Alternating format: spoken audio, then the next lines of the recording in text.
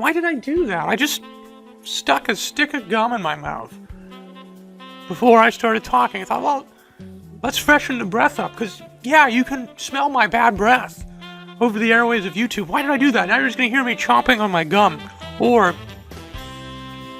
swallowing my saliva awkwardly as I can't chew my gum because I'm constantly talking. Hey, I'm YellowShy. It's week 3 of the Generations Pokemon League. I thought I'd say it in its full length and not an acronym form, so I oughtn't confuse you from the other well-known GPL. What is it again? I don't know. Granting public libido? No, don't look into that. Week 3 matchup. Hey, the YellowShy, the Escavaliers. I can never get my team name right. We're not called the YellowShy Escavaliers. We're called the Montreal Escavaliers. And you have to say it with a cigarette between your middle and index fingers. That's the only way it works. Or if it's like anything like the Montreal Expos in the early 80s, cocaine. You can read all about that. It's fantastic. Tim Raines was inducted into the Hall of Fame just last year, an outfielder for the Expos. And they called him The Rock, and they didn't call him The Rock for nothing. I've told the story before.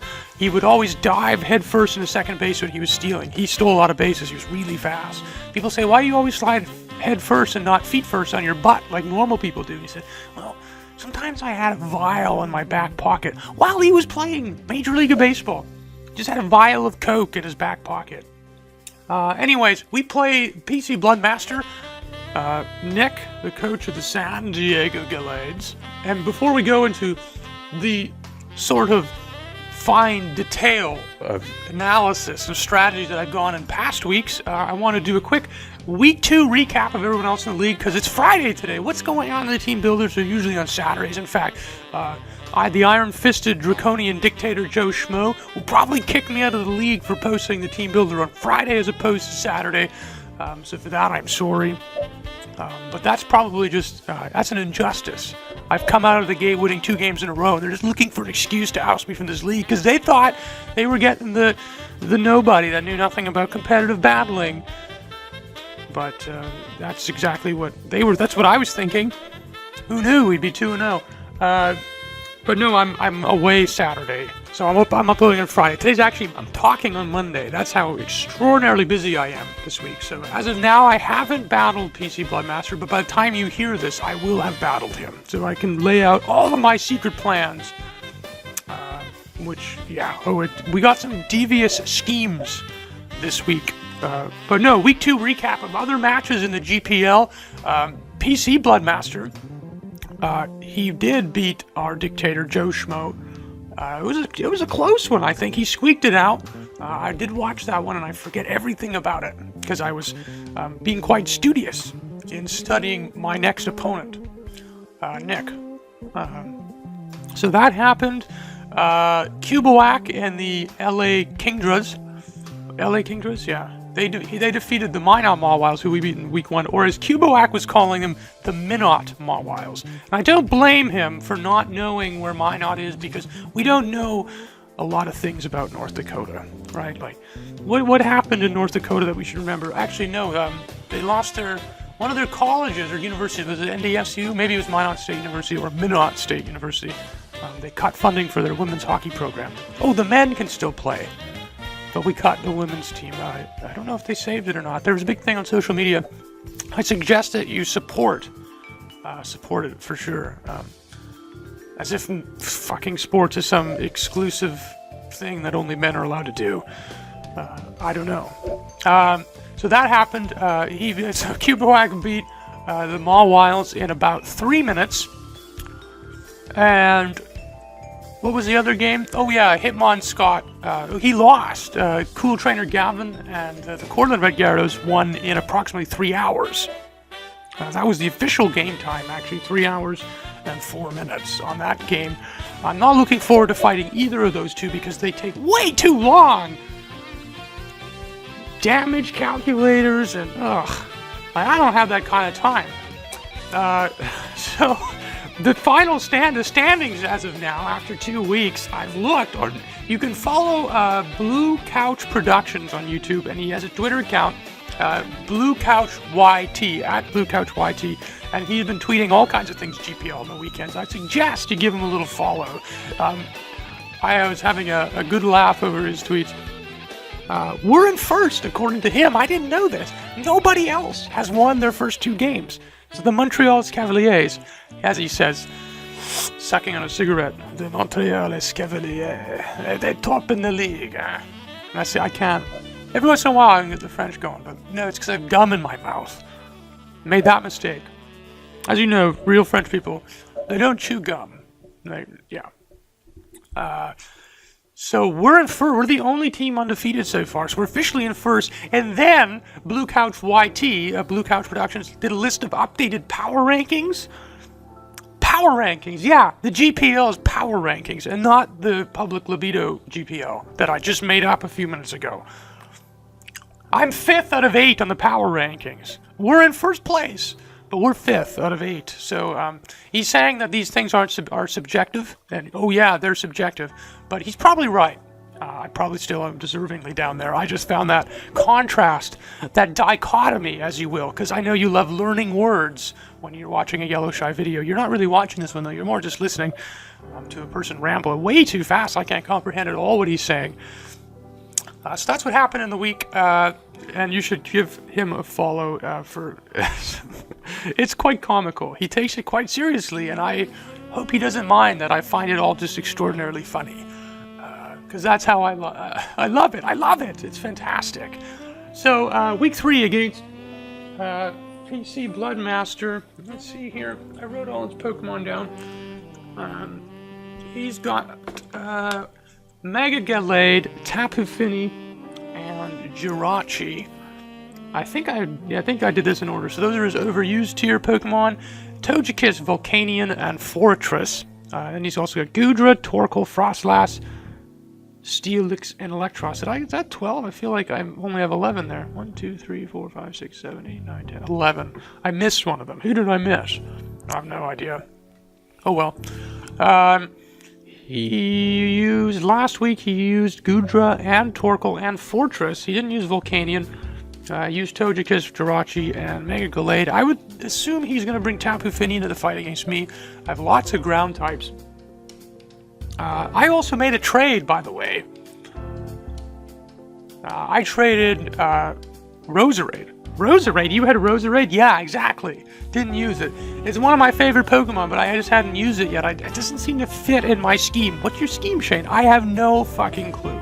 But it doesn't fit. Okay? I just couldn't find a way to fit Roserade in there. I think just because I would prefer to use Celebi as a grass type, and I would prefer to use Nidoqueen as a poison type, I think. So that was my logic. I don't have a lot of diversity on my team. I have a lot of water types and a lot of ground types, and a lot of Pokemon weak to ground types. So I traded for Moltres, and I wanted to get some... the only person I had that I could was Vikavolt as Levitate. It's the only thing. I don't really want to use Vikavolt every match just to have some ground resistance, or ground immunity, I should say. So I am bringing in Nidoqueen, Jellicent, Amistar, Mega Mawile. I put Heracross down, but I don't think I'm using Heracross. Let's see if I can remember this right. Okay, Nidoqueen, Moltres, Jellicent, Amistar, Mega Mawile, and Celebi. That's what we're running. I'll see if I can't remember if I wrote... I think I got my... This is subject to change, because this is about 2 days before the actual fight. But I will get the team builder loaded up here. Jellicent, we're sticking to the Oscar-themed nicknames. Worked so well, I think. Last week that we're going to continue on with that. So Jellicent up first is taking back the Get Out name. I don't know if you know, Hippowdon was Get Out last week, but it was struck by a horrifying overheat, and it's still healing. It's still in recovery mode after that. So Jellicent will take over the Get Out nickname, holding the Rocky helmet with Water Absorb. Will-O-Wisp, Scald. I went with Giga Drain and Recover. So we're not running Trick Room this week. and I maxed out HP and special defense. And if I can get the burn off on the physical attackers with the Rocky Helmet, and then with Giga Drain and Recover, I think I can take out a lot of Pokemon with Jellicent. It could be a bit of a wall, but you know, get out.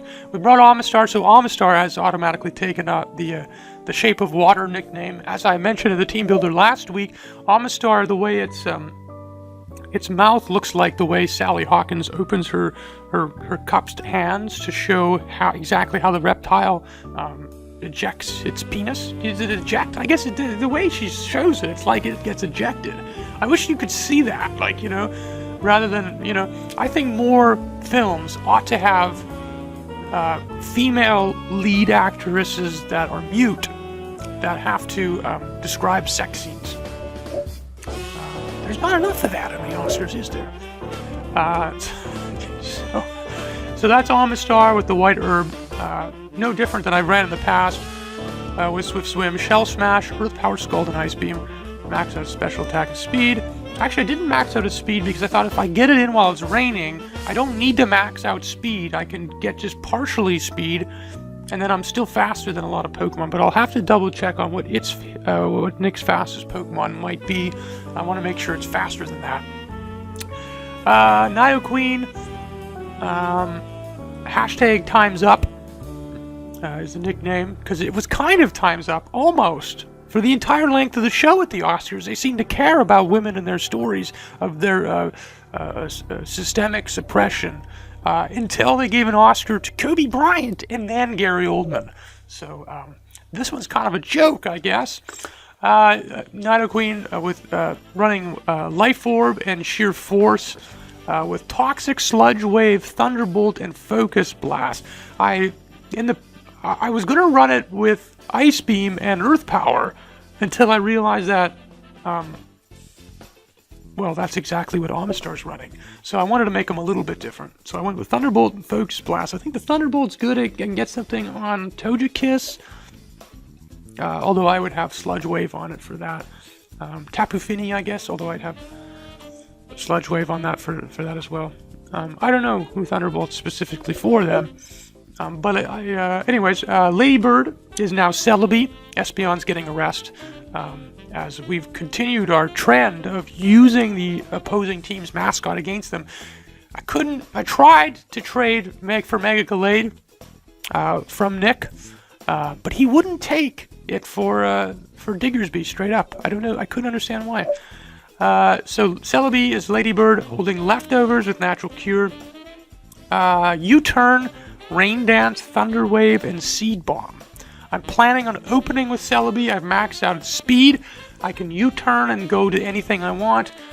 Or if I anticipate a switch, maybe to someone like Volcanion or... oh, I know who I forgot. Victini. I forgot Victini on there. That's his other Pokemon. He might switch to Victini to try to get a Fire-type move. Rain Dance, and then I switch over or U-turn into Amistar. And I get a favorable matchup I can maybe then set up with a Shell Smash. I think it's that's a deep strategy for me. I really thought about that one. So that's Lady Bird, the Celebi. Mega Mawile, call me by your name and I will call you by mine. With the Mawile, of course, running Sucker Punch, Focus Punch, Fire Fang, and Power Up Punch. Change the move pool on it a little bit. I didn't really see a need to have Iron Head. I guess Iron Head wouldn't be bad against, say, Togekiss. Yeah, maybe I'll put Iron Head back on. I think I will. I'll put Iron Head back on. But I'll probably get rid of Power Up Punch. I want Fire Fang on there for Jirachi. And somebody else. I don't know. Fortress, I suppose. Just in case. So that's Mega Mawile, call me by your name. Because there are the two mouths and whatnot. And then lastly, we did bring Diggersby in this fight. What was I thinking? No. Yeah, we got Diggersby. Did I mention that before? Oh, I thought I said Heracross. Didn't I? But what a bad idea bringing Heracross would be. And he's got a Psychic type, Psychic type, Psychic type, Flying type, Fire type, Fire type. Yeah, see, that's probably why I made the switch. So Digger's Beat is Gary Oldman, and we'll just leave it at that. It's running Earthquake, Frustration, Quick Attack, and Fire Punch. Huge power. That's all you need to know. Look forward to the matchup on the weekend against the San Diego Gallades. Yeah, we're not giving any time for Gary Oldman on this show. See you later.